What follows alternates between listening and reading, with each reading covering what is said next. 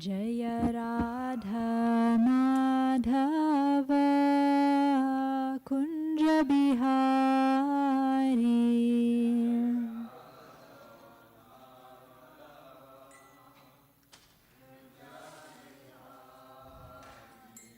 Jaya Radha Madhava Kunja Bihari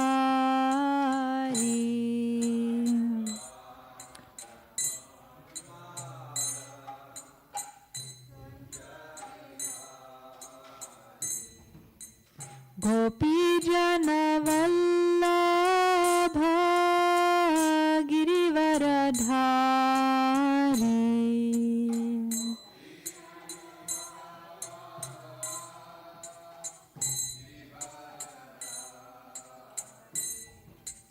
Gopi Jana Vallabha Girivaradhari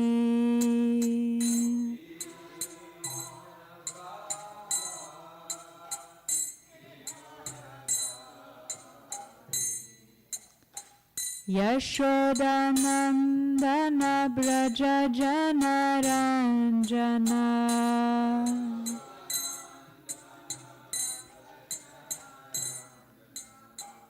Yashodanandana Braja Janaranjana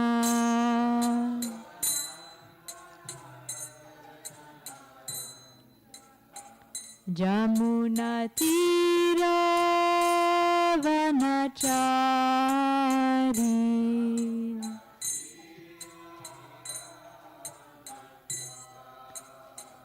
Jamuna Tira Vanachari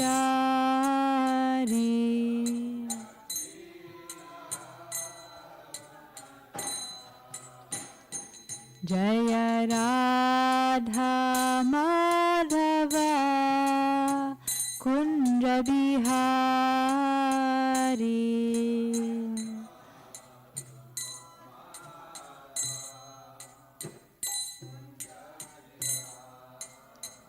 Jaya Radha Madhava Kunja Bihari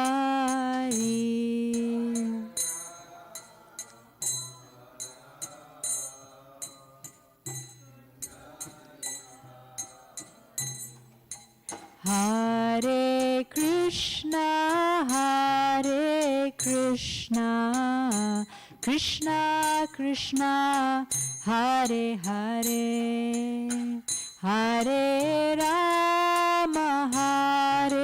Rama, Rama Rama, Hare Hare.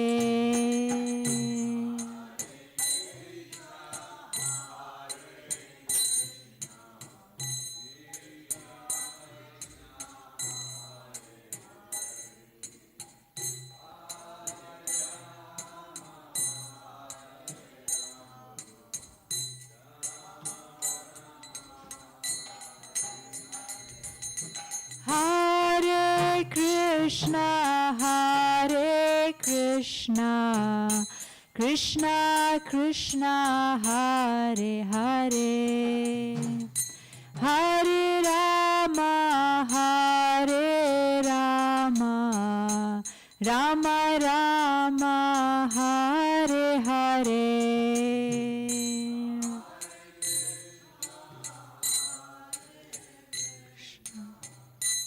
Krishna.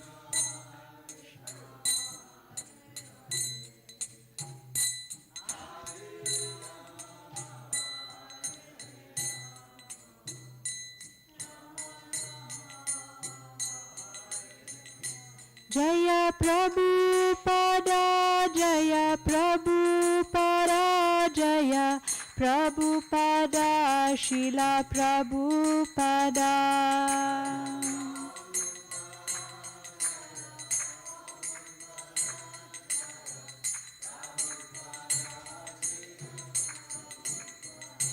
Jaya Gurudeva, Jaya Gurudeva, Jaya Gurudeva, Jaya Gurudeva.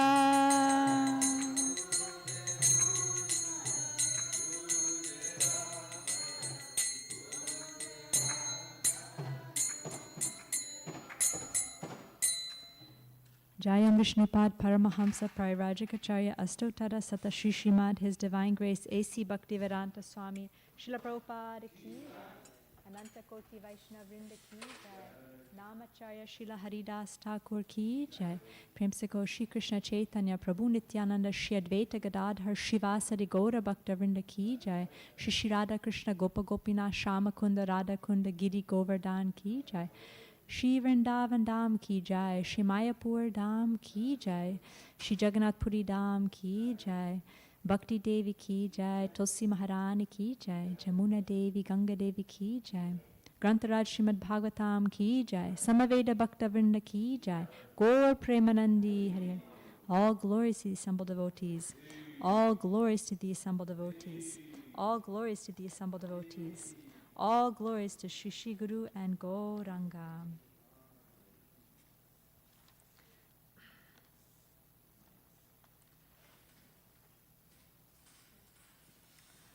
Om Namo Bhagavate Vasudevaya.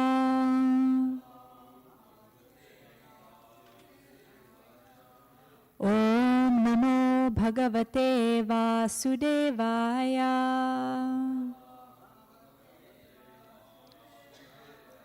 Om Namo Bhagavate Vasudevaya.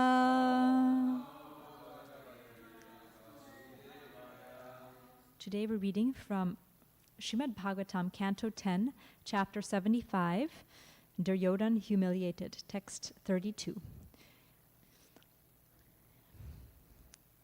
Yasmim Narendra Ditijendra Surendra Lakshmir.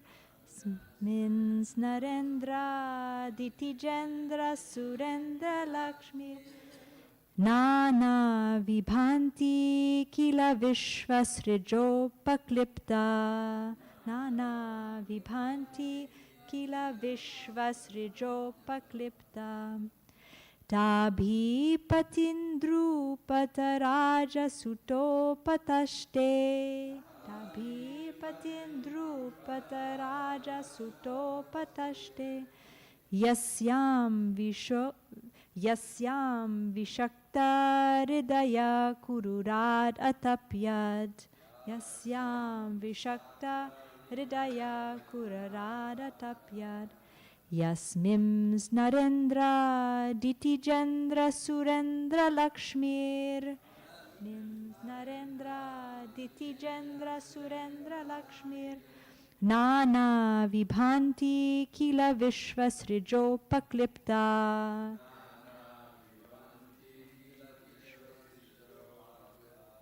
Tabhi patim drupataraja suto patashte.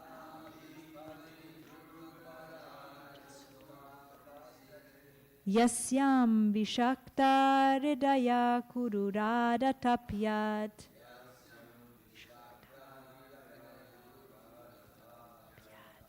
Devotees.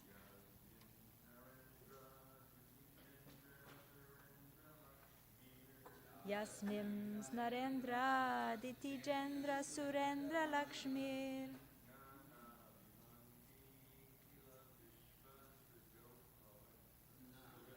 Na Vibhanti Kila Vishvasrijopaklipta.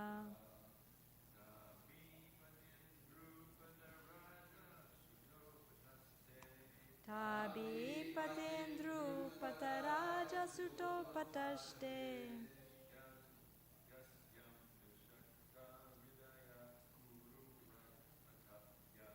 Yasyam Vishakta Hridaya Kururada Tapyat.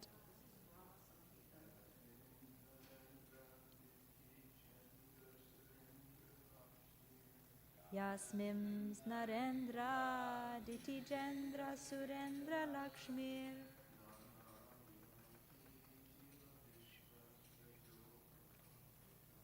Nana Vibhanti Kila Vishvasrijopaklipta.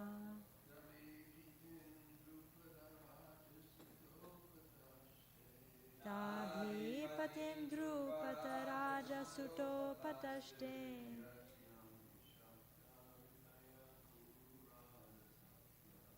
Yasyam Vishakta Hridaya Kururada Tapya.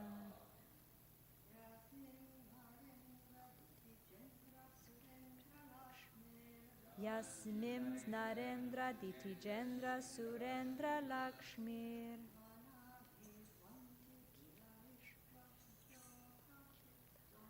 Nana Vibhanti Kila Vishvasrijopaklipta.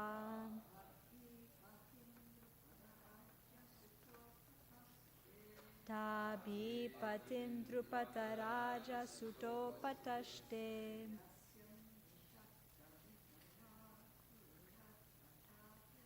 Yasyam Vishakta Reda Kururada Tapyat.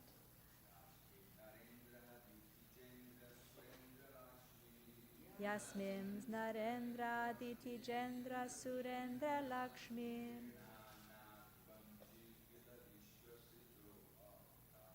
Nana Vipanti Kila Vishvasrijopaklipta.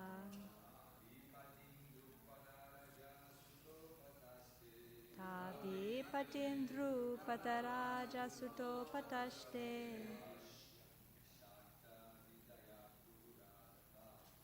Yasyam Vishakta Hridaya Kururada Tapyat.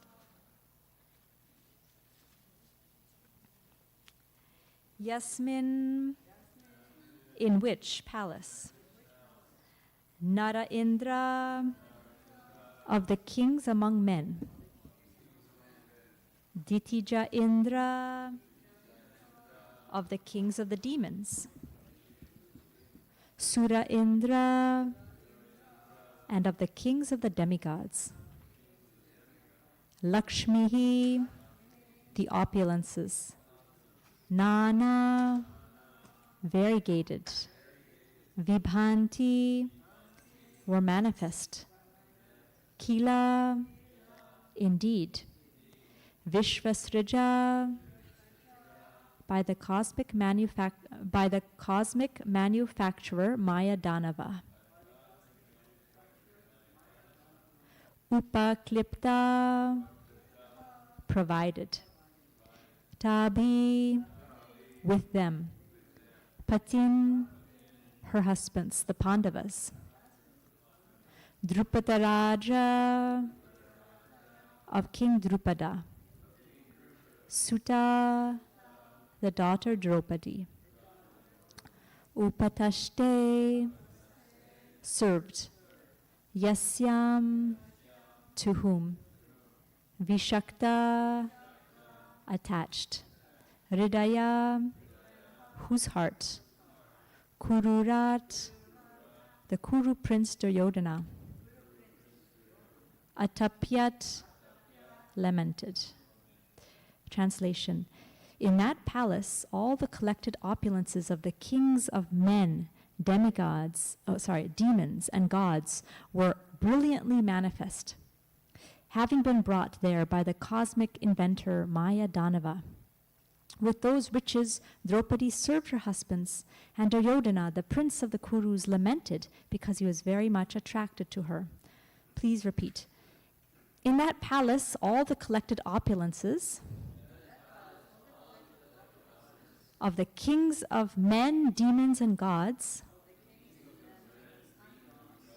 were brilliantly manifest, having been brought there by the cosmic inventor Maya Danava. With those riches, Draupadi served her husbands,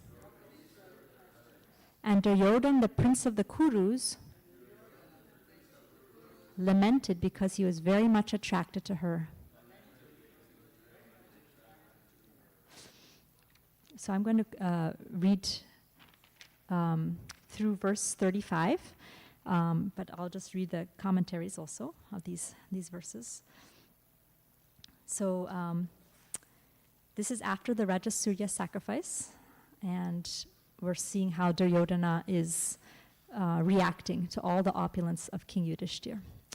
Vishwanath Chakravarti Thakur says, in the chambers were various types of treasures from the kings of humans, demons, and devas. It was built by Maya. Draupadi enjoyed those opulences with her husbands in that place. Overcome with envy by those opulences, Duryodhana's heart was pained. Jiva Goswami. The grandeur of the sacrifice has been described. Now the wealth of the palace is briefly described as the cause of Duryodhana's grief. In the palace, Yasmin, various types of wealth from kings and devatas shone brilliantly.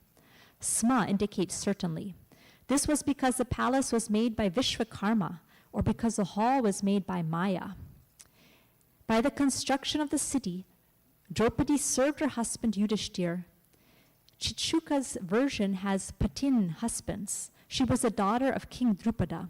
This suggests her extraordinary beauty and qualities through her remarkable birth.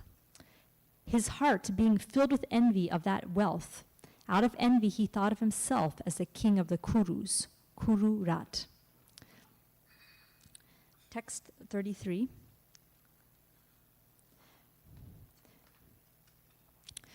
I'll just read the English. Lord Madhupati's thousands of queens were also staying in the palace. Their feet moved slowly, weighed down by their hips, and the bells on their feet tinkled charmingly. Their waists were very slender. The kumkum from their breasts reddened their pearl necklaces, and their swaying earrings and flowing locks of hair enhanced the exquisite beauty of their faces. Purport by the followers of Srila Prabhupada. Srila Prabhupada writes, after looking at such beauties in the palace of King Yudhishthir, Duryodhana became envious.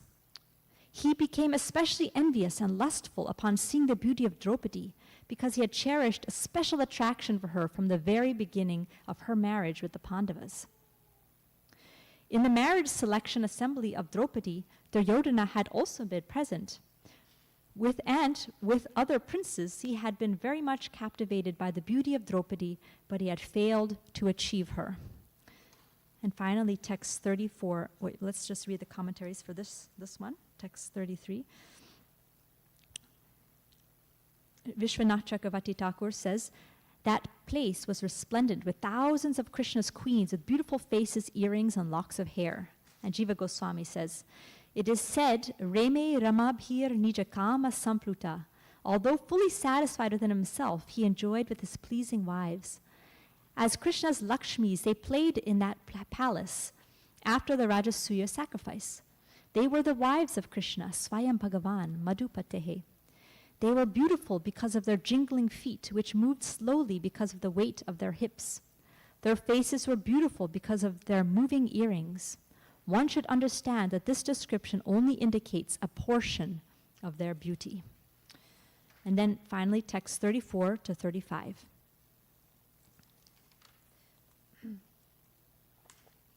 It so happened that Emperor Yudhishthir, the son of Dharma, was sitting just like Indra on a golden throne in the assembly hall, built by Maya Danava. Present with him were his attendants and family members, and also Lord Krishna, his special eye. Displaying the opulence of Brahma himself, King Yudhishthir was being praised by the court poets. Purport.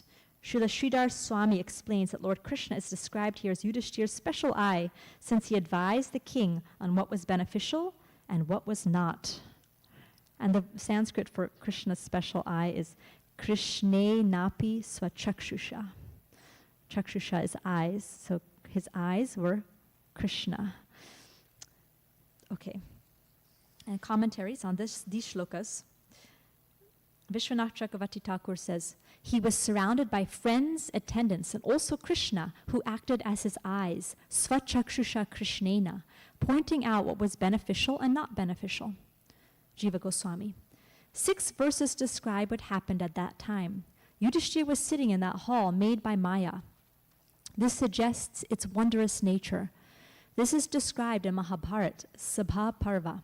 That hall had pillars of gold, 10,000 hands wide. Its exalted divine form shone like fire, like the sun and like the moon. 8,000 Rakshasha and Kinkaras directed by Maya protected and maintained the hall. Though Yudhishthir was the emperor Adhirat, he was not proud of his position because he was dedicated to Dharma, Dharma Sutaha. Krishna was like his eye, advising what was beneficial or harmful, sva-chakshusha. Or Krishna was the object of Yudhishthira's eyes. Or, just as one cannot enjoy such wealth without eyes, Yudhishthira could not enjoy his wealth without Krishna. What more can be said? He was like Indra and served by wealth equal to Brahma's. And Sanatana Goswami's is very similar, just the last part is a little different. Or Krishna was the object of Yudhishthira's eyes. Yudhishthira was always looking at Krishna, not fully satisfied. Thus being absorbed in Krishna, he did not see Duryodhana fall into the water. If he had seen him, he would have sent his brothers to bring him. He was like Indra and served by a wealth of kingdom, like Indra's. Or what to speak of being like Indra's rule, it was directly like Brahma's, Parameshtaya rule. Or, just as one cannot enjoy such wealth without eyes, Yudhishthira could not enjoy his wealth without Krishna. What more can be said? He was like Indra and served by wealth equal to Brahma's.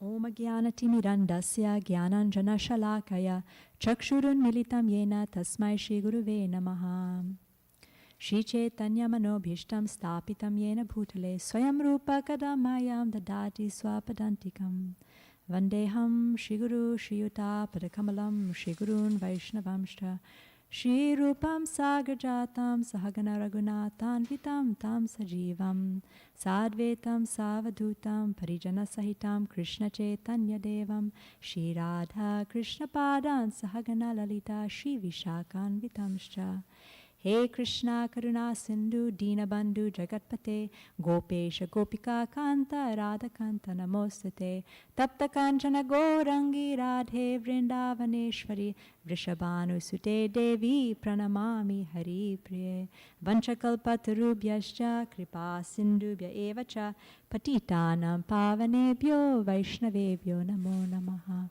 Jai Shri Krishna Chaitanya Prabhu Nityananda Shri Advaita Gadadhara Shivasari Gaura Bhakta Vrinda Hare Krishna Krishna Krishna Hare Hare Hare Rama Rama Rama Hare Hare Nama Om Vishnupadaya Krishna Prishtaya Bhutale Srimate Bhakti Vedanta Swami Niti Namane Namaste Saraswati Deve Gauravani Pracharine Nirvishesha Shunyavadi Pashyatya Desha Tarine.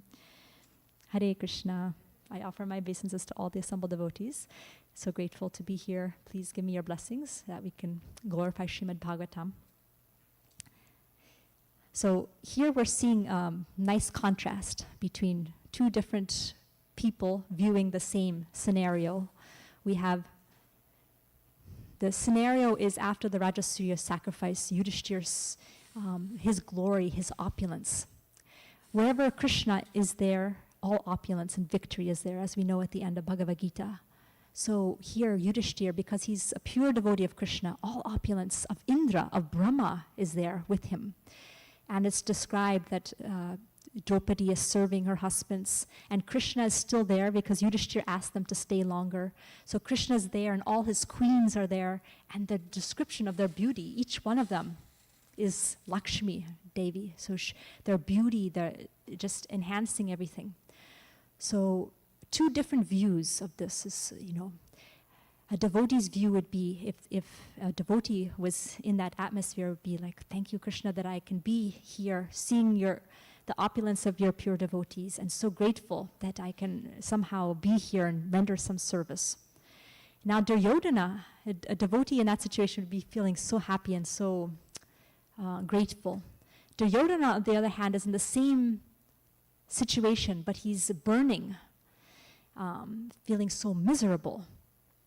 And Maharaj yesterday was talking about envy, how envy is such a subtle thing that's actually the thing that brought us to this material world. We turned away from Krishna. So Duryodhana is just burning in misery and burning in lamentation, looking at Draupadi and thinking, she should have been mine. Looking at the queens and thinking, like they should be mine. Looking at this opulence, thinking it should be mine. So I wanted to talk a little bit about how attachment and material desires bring misery, and how when one is focused on Krishna's pleasure, it brings full satisfaction and peace. And joy. And I wanted to focus on Yudhishthir's, it's described in this last verse, his eye, it's such a beautiful statement. Krishne napi swachakshusha, that, let's see, Krishna, his special eye. Krishna was his special eye.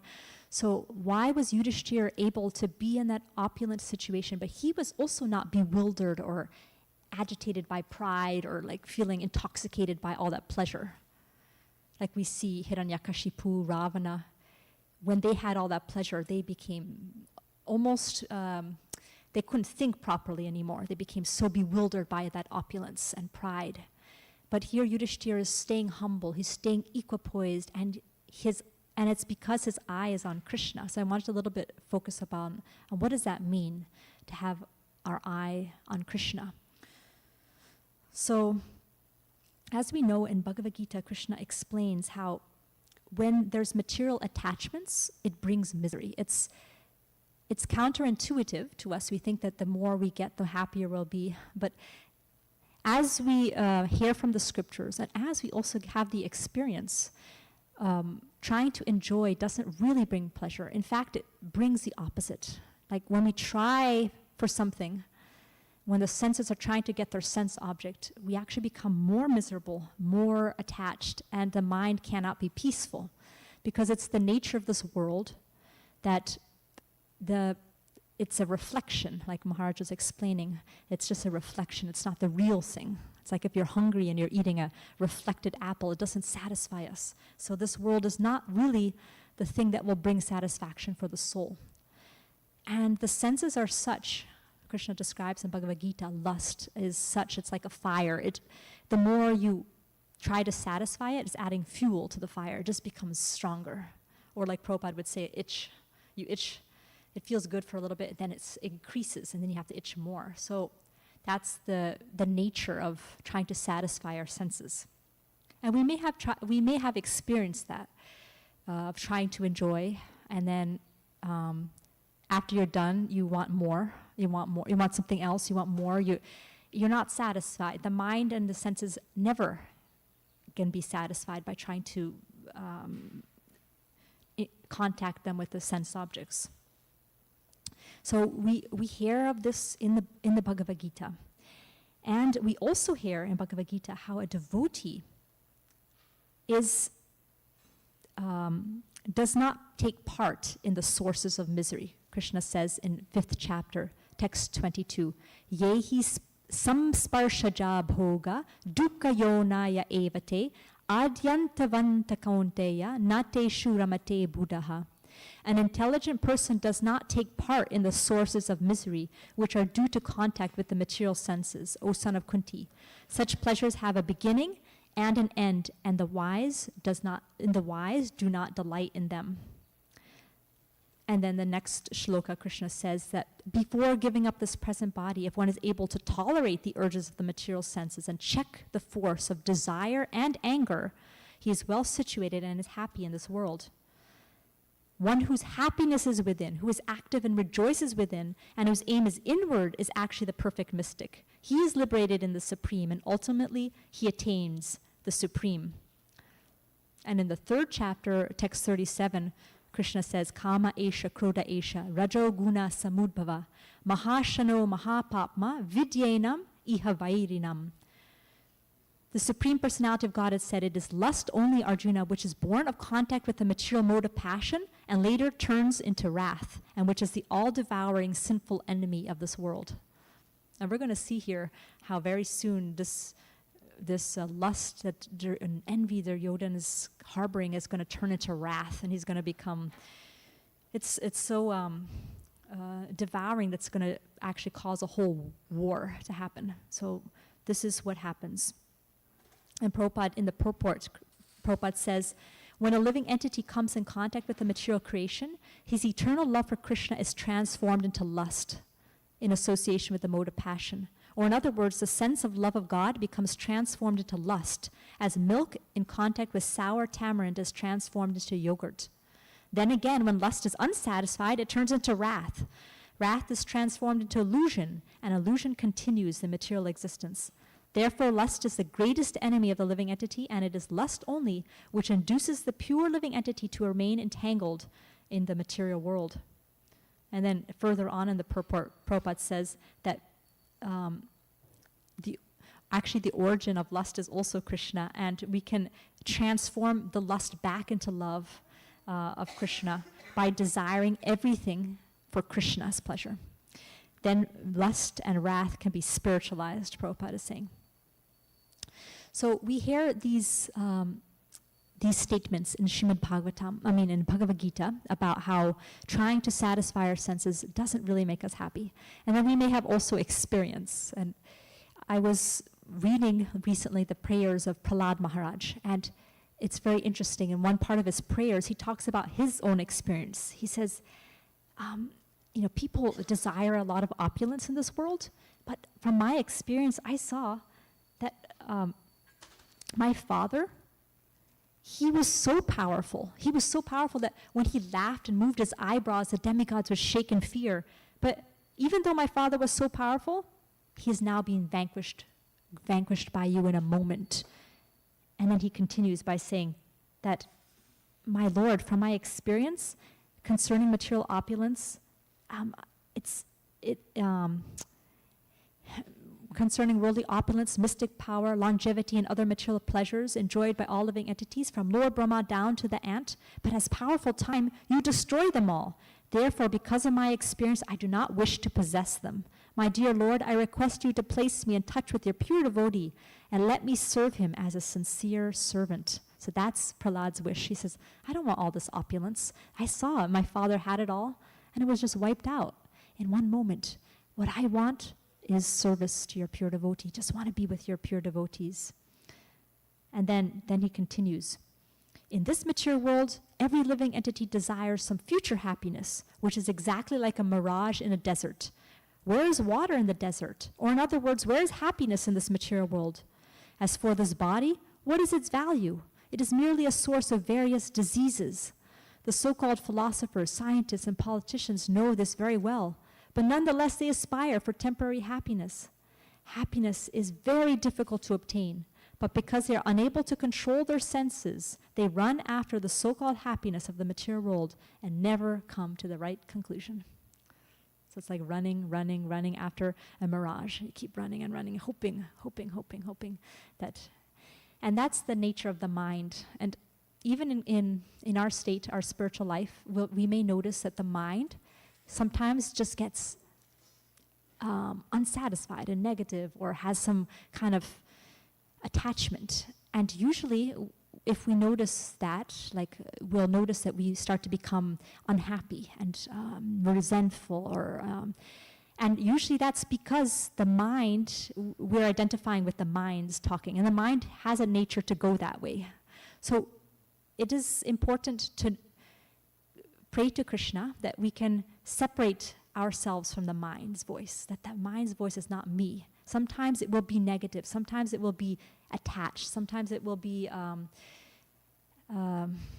like trying to get things that it can't get, and just, or obsessive about something. And just to notice it, put it at Krishna's lotus feet, and let go of that. That's not me, that's just the mind. And then Krishna's eye focus on Krishna, like Yudhishthir, his eye was focused on Krishna.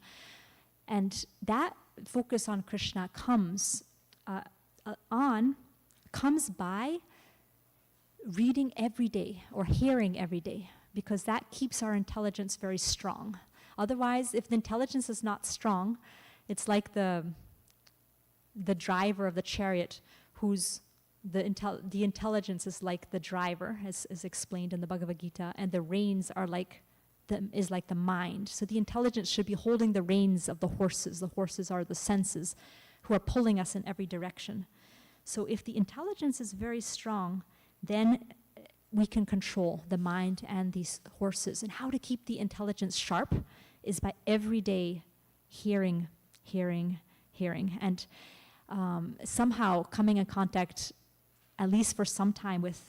these Srila Prabhupada's books and Srila Prabhupada's words, Vani and hearing, because that keeps us aligned.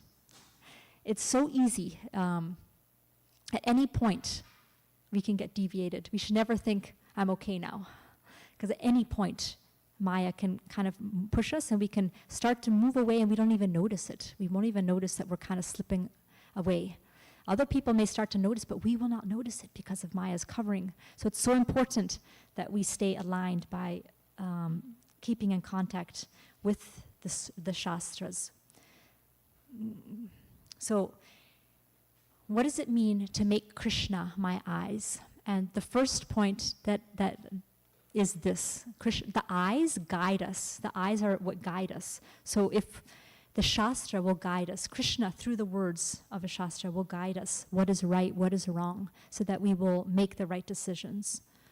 Another way the eye, that I was thinking about the eyes, is eyes can focus on something. I can look at that guitar and my eyes can focus on it. You know, it can zoom in on that. So in the same way, let me focus my goal on Krishna's pleasure instead of thinking too much about what other people want or what my mind wants and all that. Keep my focus on Krishna, just like the eyes can focus. And again, that focus comes also from constantly hearing and being in association with the devotees.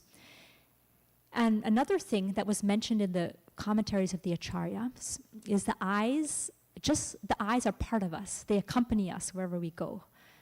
So Yudhishthir, just like the eyes are with us all the time, Krishna's with us all the time. And Yudhishthir couldn't enjoy the opulence without Krishna. So in the same way, whatever situation we are in, to feel Krishna's with me in that situation, whether it's a good, pleasant situation or unpleasant situation, the real enjoyment or the real satisfaction of bliss is feeling Krishna's there with me. Just like eyes are always there with me, Krishna's there always with me. And that way, in any situation, even hard situations, dark situations, we'll feel peaceful because we know Krishna's there with me. It's very comforting.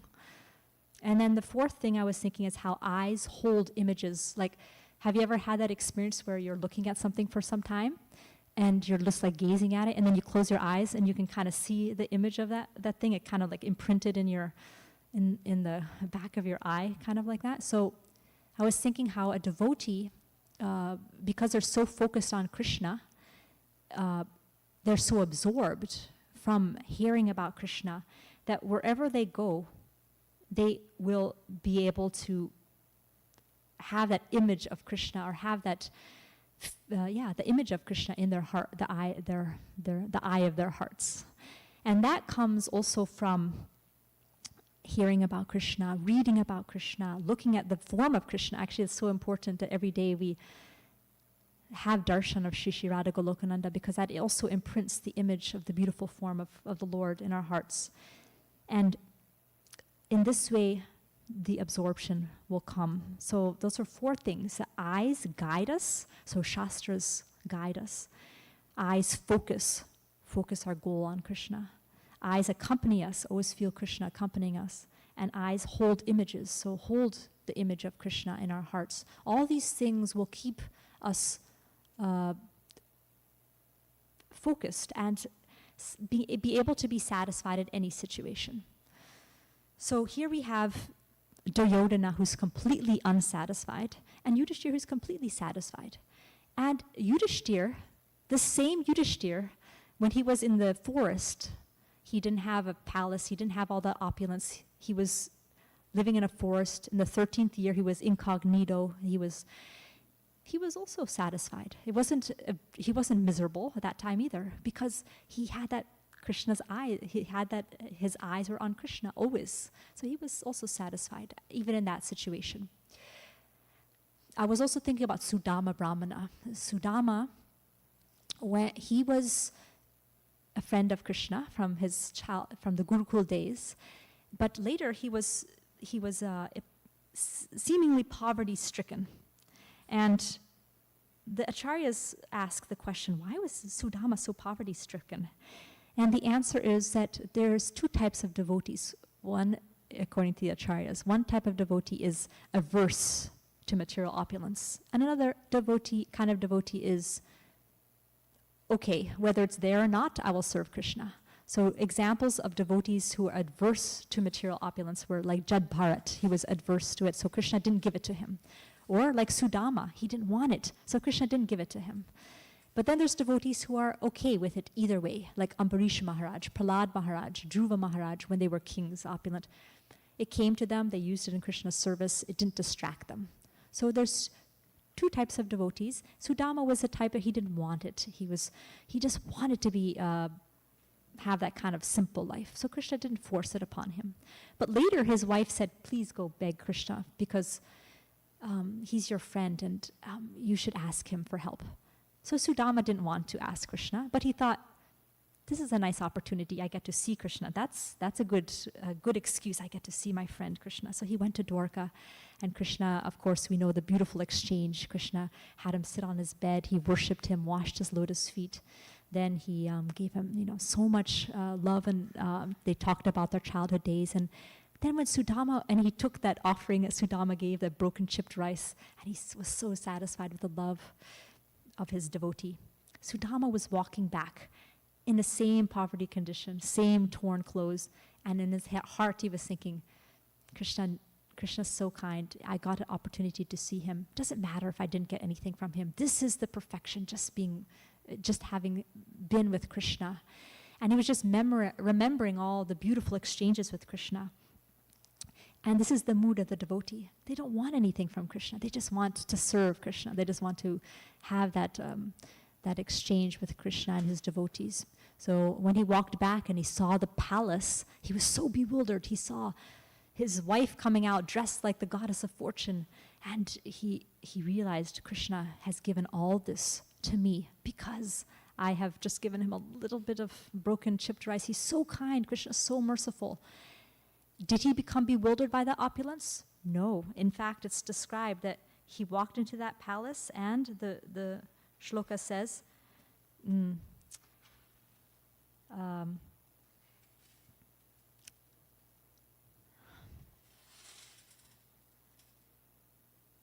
okay, sorry, trying to find it. Thus firmly fixing his determination by means of spiritual intelligence, Sudama remained absolutely devoted to Lord Krishna, the shelter of all living beings. Free from avarice, he enjoyed, together with his wife, the sense pleasures that had been bestowed upon him, always with the idea of eventually renouncing all the sense gratification. So he lived the life of opulence. It's not like he just slept on the floor. He slept on the bed. He went through the life of the opulence. He accepted it as Krishna had given it to him, but he never lost his eye on Krishna. So he didn't get bewildered by it. He kept his focus on Krishna. And he always had the mind of eventually renouncing all the sense gratification also. So in this way, we can see how a devotee is fully peaceful in any situation. And a non-devotee, or like an envious person like Duryodhana, he is miserable in any situation. Even surrounded by all this beauty, he was miserable. And a devotee is happy wherever there's Krishna because his eye is focused on Krishna. So those are a few thoughts that I had. Would anyone like to add or ask anything on these points about keeping our vision, our eye on Krishna always? Yeah. Yes. Yeah. Yes.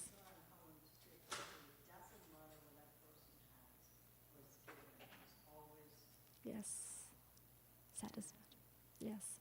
So it's not uncommon to see someone who's just always unhappy no matter what he has, right? Yeah, it's a matter of attitude. Yes. Yeah. Yes. Have an attitude of gratitude. Whatever Krishna gives me, that's perfect. That's good. Yeah, thank you so much. That's perfect for me in this situation. Whatever I have right now is exactly what I need to progress in my spiritual life. So accepting it very, very gratefully and trying to serve Krishna in any situation.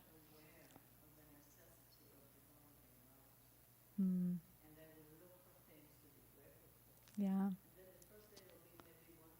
Yeah. And after a couple of years, there'll be like pages on pages of things I want to say.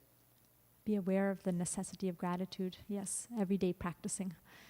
One thing, two things that I was grateful for today. Yeah. Yeah. I was also thinking about Ravana, how Ravana saw Sita Devi and he thought, for my enjoyment. So Duryodhana is seeing Draupadi, seeing all this opulence. Oh, it's for me. But a devotee doesn't see things as for me. He sees everything to be used for Krishna. So so he's satisfied. He's happy being a servant of Krishna. He doesn't want things for his own pleasure, which brings misery. So, yeah. Mm. Yeah.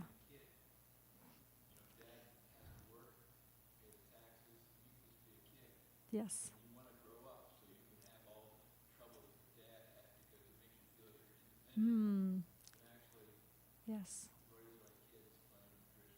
That's a good point. Yes, devotees are like children-like because they're completely dependent on Krishna. They don't need to take that burden. Actually, we don't have to take the burden. We can leave that to Krishna. That's actually Krishna's job, is to control everything. We don't have to control. We can just be happy to be a little servant of Krishna. That's such a freeing, right? To have that mood. Yeah. Yeah. Srimad Bhagavatam ki jai. Srila Prabhupada ki jai.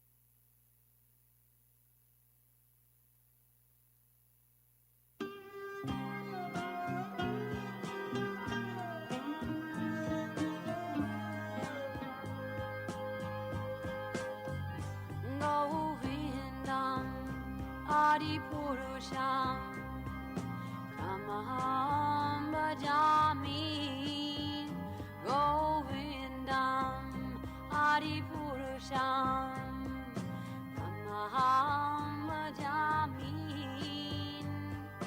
Govindam Adipurusham Tamaham Bhajami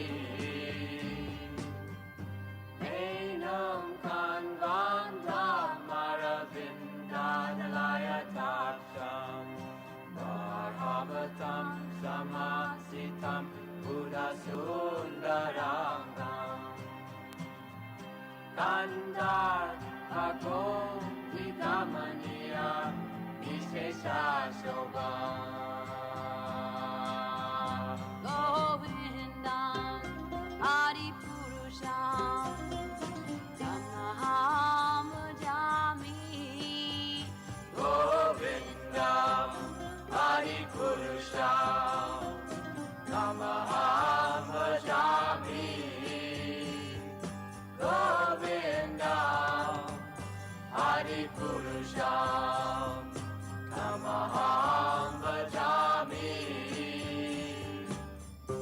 Angani Asa Sakalen Priya Priti Manti Pasyanti Panti Kayanti Chiram Naganti Ananda Chinmaya Sadhu Jala Vigrahasya Govindam Adipurusham Tamaham Bhajami Govindam Adipurusham Tamaham Bhajami Govindam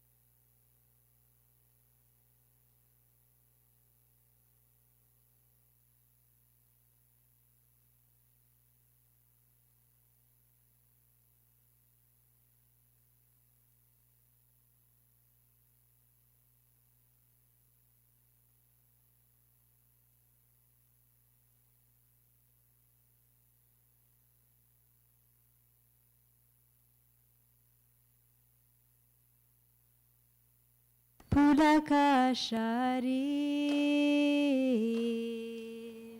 Goranga bolite habe Pulakashari Hari Hari